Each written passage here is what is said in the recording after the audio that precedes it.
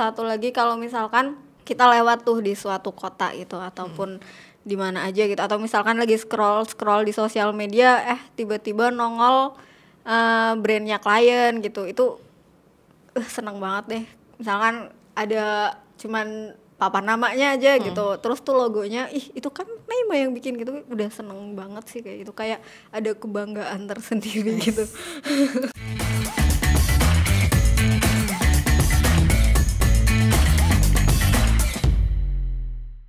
Assalamualaikum warahmatullahi wabarakatuh. Ketemu lagi bareng aku Hertina di Nema Live. Kalau kemarin kita udah ngobrol-ngobrol bareng sama Pak Sofyan, untuk episode 2 ini kita bakal ngobrol lagi sama salah satu tim Nema, dan dia udah hadir di depan aku, yaitu Pak Lupi. Hai Pal. Hai Mbak.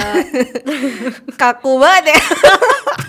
Okay. Aku enggak, kamu yang kaku. Oke, kita jangan bertikai di sini. Okay. Pal, gimana kabarnya? Alhamdulillah baik aja. Biasanya nggak pernah manggil Pal sih kalau aku. Pi. Serah deh, orang manggil kamu apa sih? Pak Lupi, Pal, Pi. Isyana biasanya. Manggilnya. Abis ini langsung dikasih backsound, krik, krik, krik.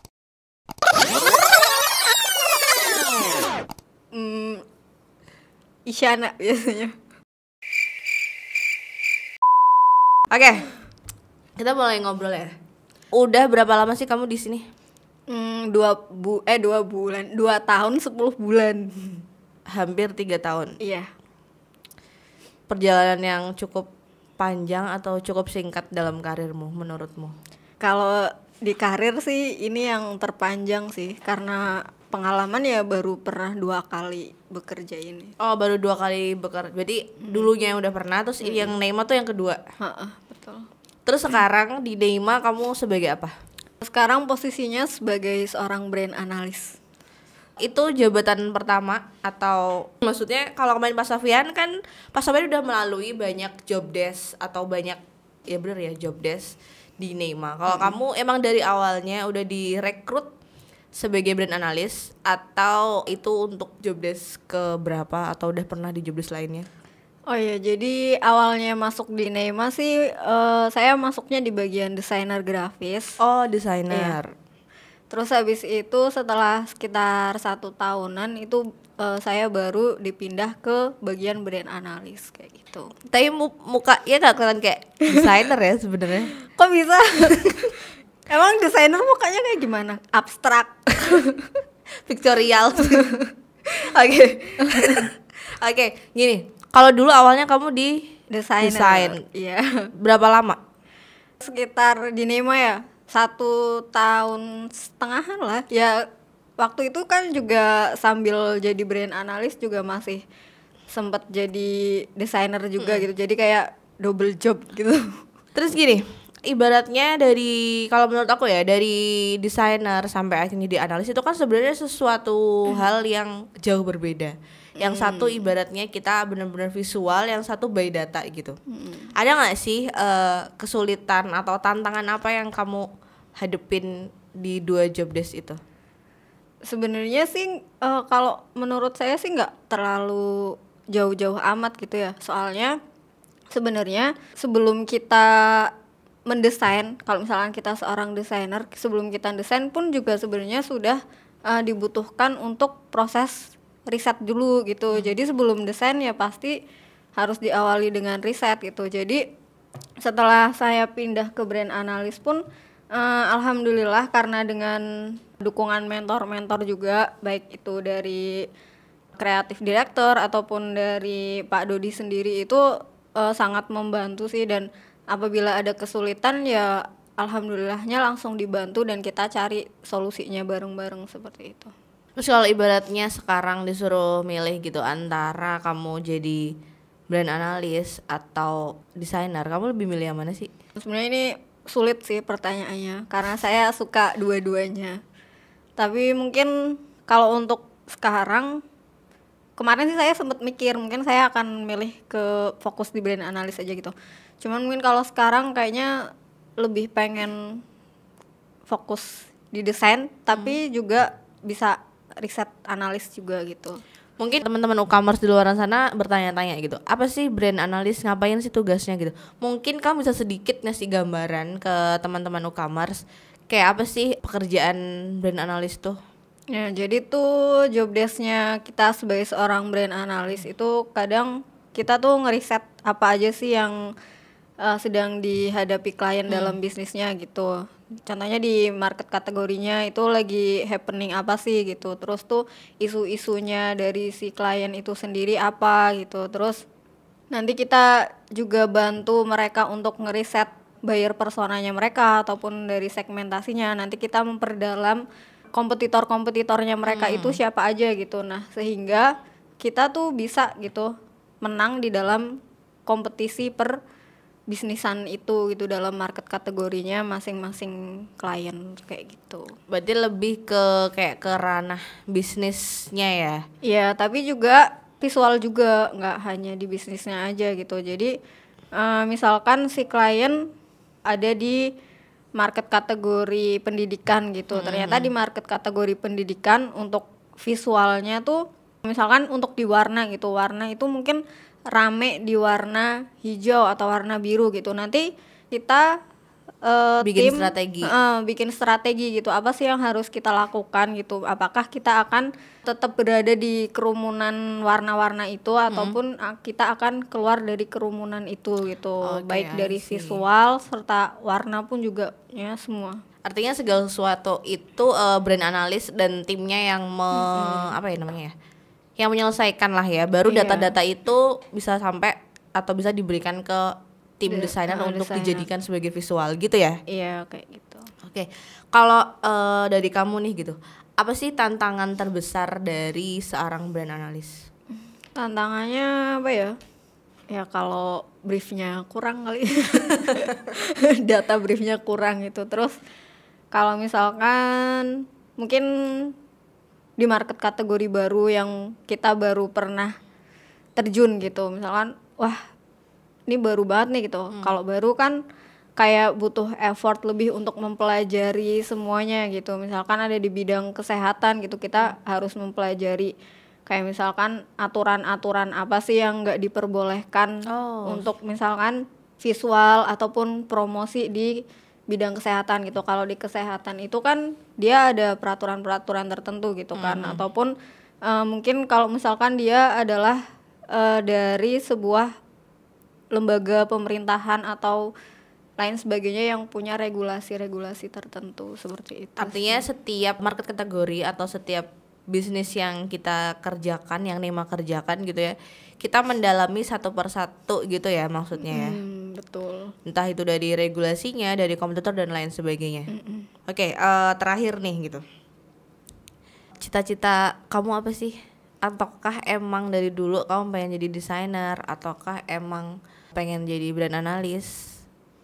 Kalau brand analis mungkin dulu enggak ya, Nggak soalnya kepikiran kan ya? dulu pas kecil kayak belum ada cita-cita jadi seorang brand analis gitu. Kayak gitu kan belum. Mungkin kalau saya cita-citanya ya pengen jadi orang yang bermanfaat sih untuk orang banyak gitu. Salah satunya mungkin dari pekerjaan yang sekarang gitu ataupun pekerjaan yang lain gitu. Intinya pokoknya saya bisa menebar manfaat untuk banyak orang kayak gitulah. Pengennya kayak gitu. Tapi kalau secara profesi, Spesifiknya. spesifik profesi. Sebenarnya dari dalam hati mungkin pengen jadi dosen kan. Amin, amin. Amin, doain teman-teman. Dosen apa? Dosen Matematika. Oh. Ngelawak ya ibunya ini. Enggak lah, Mbak. Desain seni tari mungkin. Enggak lah, desain DKV. Coba jadi ngebayangin kamu nari tahu.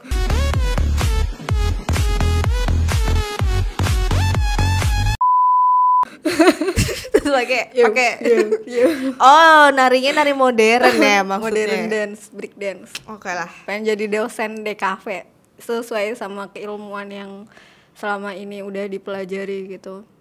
Jadi ternyata setelah beberapa tahun belajar gitu mengenai DKV dan lain sebagainya yang berhubungan dengan DKV, branding, bisnis ataupun apa gitu, kayaknya tuh semakin kesini semakin belajar tuh kayak ngerasa semakin kurang gitu, Semakin kayak banyak yang nggak kita tahu. iya gitu kayak ya. semakin banyak yang nggak kita tahu, kayak ih ya Allah ternyata aku tuh cuman tahu segini gitu, ternyata tuh masih banyak ilmu-ilmu lain yang belum aku pelajari hanya di ruang lingkup DKV gitu.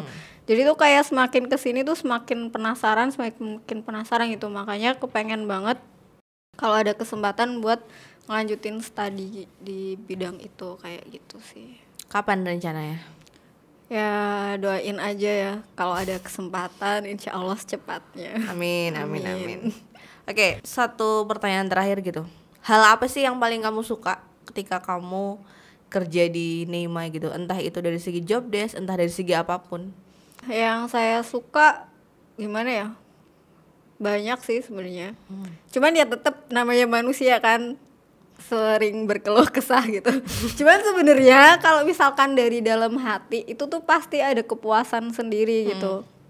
Apalagi tuh sesuatu yang kita kerjakan itu adalah hal yang kita cintai gitu ya. Jadi tuh kayak ngerasanya apa yang ingin aku kerjakan itu aku pengennya do the best gitu, do the best for my job gitu. Jadi yang aku sukai ya, apalagi kalau misalkan apa yang sudah kita kerjakan oleh tim Neima itu bisa membantu kliennya kita gitu. Misalkan klien yang awalnya mungkin dia nggak terkenal gitu, setelah dia memakai jasanya kita tuh dia jadi terkenal gitu. Jadi pokoknya usaha dan bisnisnya dia tuh jadi berkembang gitu ya. Itu seneng banget sih. Terus tuh satu lagi kalau misalkan kita lewat tuh di suatu kota gitu ataupun di mana aja gitu, atau misalkan lagi scroll di sosial media tiba-tiba nongol brandnya klien gitu, itu seneng banget deh. Misalkan ada cuman papan namanya aja gitu, terus tuh logonya itu kan Neima yang bikin gitu, udah seneng banget sih kayak gitu, kayak ada kebanggaan tersendiri gitu. Dan kayaknya itu yang dirasain semua orang atau mungkin bahkan desainer gitu ya. Meskipun ibaratnya yang ngerjain desainer secara visual, tapi artinya si brand analis ini kan juga ikut turut berkontribusi buat ngebikin visual itu gitu kan maksudnya. Seenggaknya kayak jadi inget ini dulu prosesnya gini gitu kali. Ya ampun, sama Mbak Tina sampai kejar-kejaran mau ketinggalan pesawat gitu. Ya bener, aku inget banget nih ngerjain brand ini gitu. Banyak kenangan gitu. Oh aku. Kamu banyak kenangan sama aku? Enggak, Sasa juga, Pak Sofyan. Oke ya, teman-teman Ukamers itu mungkin sedikit obrolan bareng dengan Pak Lupi, karena emang kita berdua sebenarnya itu kalau di kantor parah banget sih dia. Jadi kita berdua sebenarnya kalau di kantor itu kita sering keluar kota bareng, kita sering ketemu klien, kita sering ngebrief, jadi ngebak segala kebaikan dan keburukan dia tuh aku tahu gitu. Aku juga sebaliknya.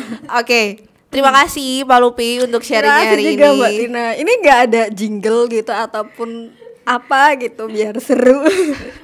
Neima bahagia. Aduh, mohon maaf ya. Ini pasti segmen ini bakalan rusak banget. Tapi aku bakal tetap tayangin ini karena aku love banget sama kamu. Terima kasih teman-teman Ukamers sudah menonton video ini. Diambil manfaatnya yang baik-baik dari pembicaraan ini, yang buruk mungkin bisa ditinggalkan. Tapi insya Allah kita tetap selalu memberikan sesuatu yang bermanfaat. Kita bisa membagi ilmu untuk semuanya.